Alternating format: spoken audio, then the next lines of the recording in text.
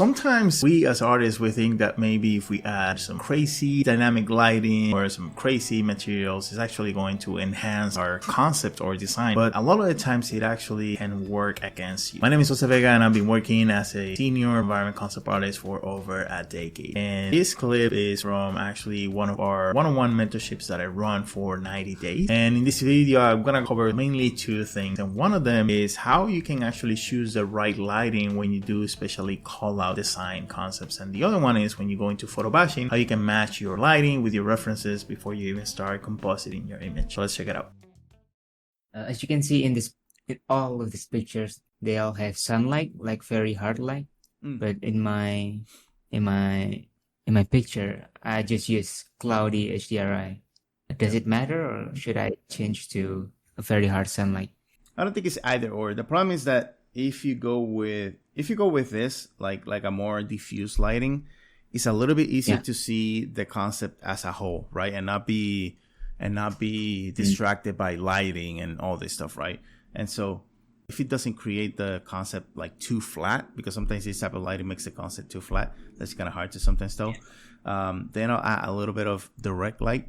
But the problem is that some people, like when they're doing concepts like this, which is just to explain the design of whatever it is, they start adding crazy lighting and all these extra things to make it look better, quote unquote. And what it does is it hinders the look of it, because you're adding all this extra stuff, right? So like if you add some crazy moody lighting or something like that into this, you might get distracted from the actual purpose of the image, which is to, showcase the design of the house.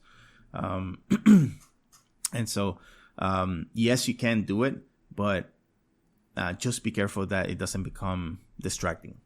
You know what I mean? So, So I'll always try to keep that in mind.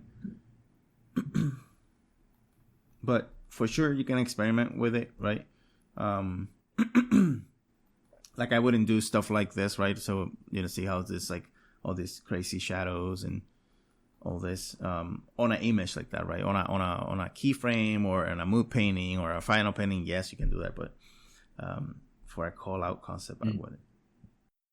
So do you mean like I need to find a good fine Photobash, and then I just use that one reference? Yeah, like some of these images I think are good. Like I think these could work. Because the other thing is that, when you have the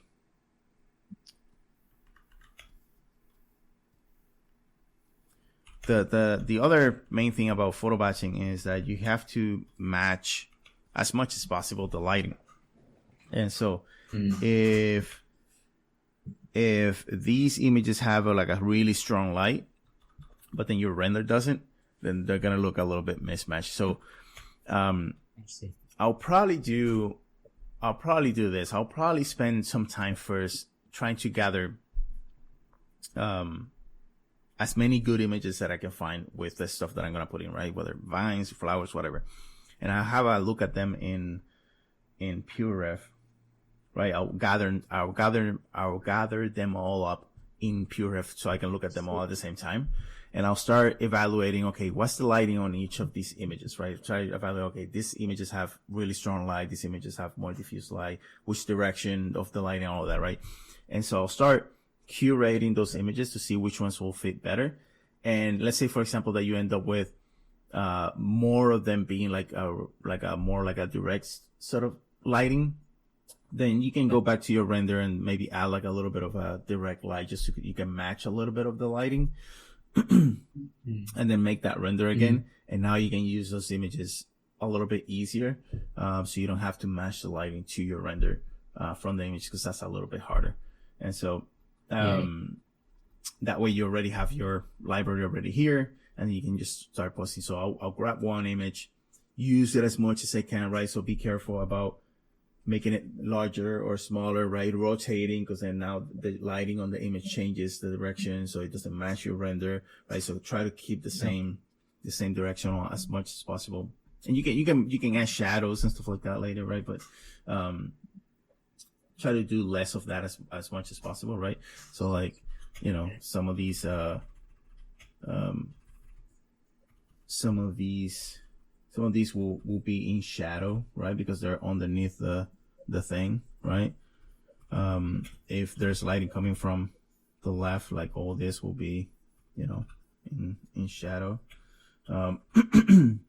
Think about if these were like an actual geometrical form. So if these bulges of, I'll do this very crudely. If this was like pieces of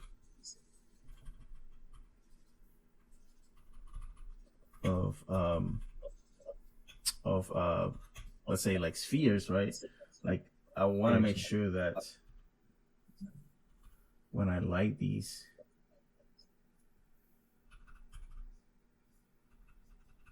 oops, wrong way. And I'm thinking that the light is coming from top left, right? You're gonna have a little bit of that. You know, I want to treat them the same way that I would treat simple forms, right? And they'll be casting a shadow as well, right? They'll be casting a shadow onto each other, right, as well, right? So I want to see them as simple forms as much as possible, and that way you can sort of control the lighting and do that, you know. Now this is an exaggerated form, but you know what I mean. And so, yeah, it's very crucial and important to be very intentional and clear about what your lighting situation is, depending on the type of image that you create. And if you do this early on in your process, it's going to actually save you a lot of headache throughout the process and later on. And so if you're interested in any type of feedback like this, make sure that you check our information on our 90-day one-on-one mentorship or our small group mentorship sessions as well. The link is in the description below for more information about that. If you have any questions or comments, make sure that you leave them in the comment section below. I'll see you guys in the next one.